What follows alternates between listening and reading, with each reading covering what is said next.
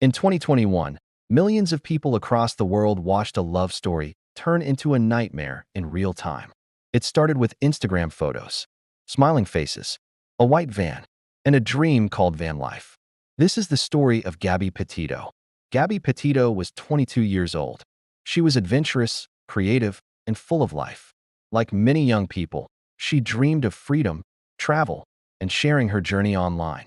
In July 2021, Gabby set off on a cross-country road trip across the United States with her fiancé, Brian Laundrie, in a white Ford Transit van. They documented their journey on YouTube and Instagram, showing sunsets, national parks, and happy moments.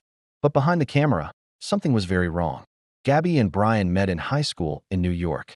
Friends described Gabby as bubbly and kind, while Brian was more quiet and controlling. As their relationship progressed, people close to Gabby noticed changes. She became anxious, more withdrawn, less confident. The couple moved to Florida to live with Brian's parents before beginning the van trip. This would be the last journey Gabby would ever take.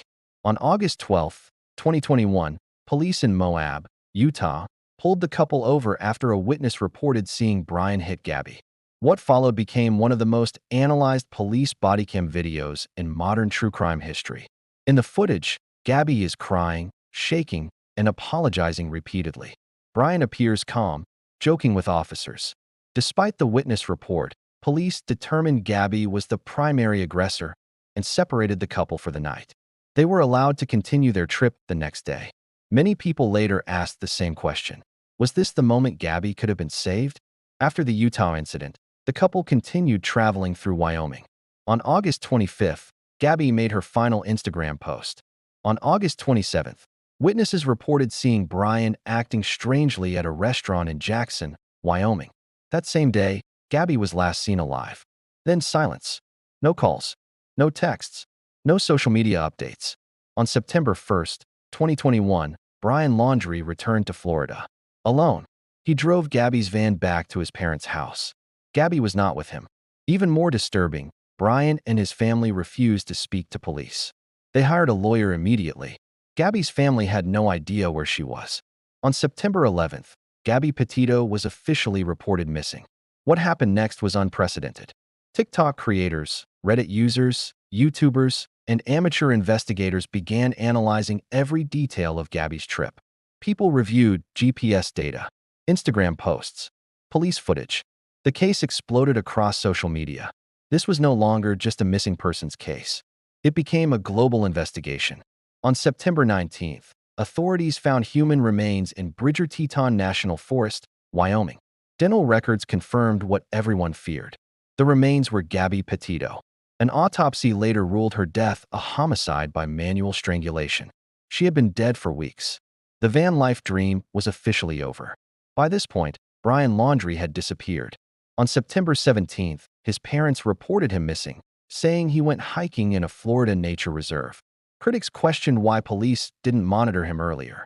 For over a month, Brian was the subject of one of the largest manhunts in recent U.S. history. In October 2021, human remains were found in the Carlton Reserve in Florida. They belonged to Brian Laundrie. Alongside the remains was a notebook. In it, Brian confessed to killing Gabby. He claimed it was a mercy killing after she injured herself, a statement widely rejected by experts and the public. Brian Laundrie died by suicide from a gunshot wound. Even with the case officially closed, many questions remain. Why did police fail to recognize Gabby as the victim in Utah? Why did Brian's parents wait days before reporting him missing? Could intervention have saved Gabby's life?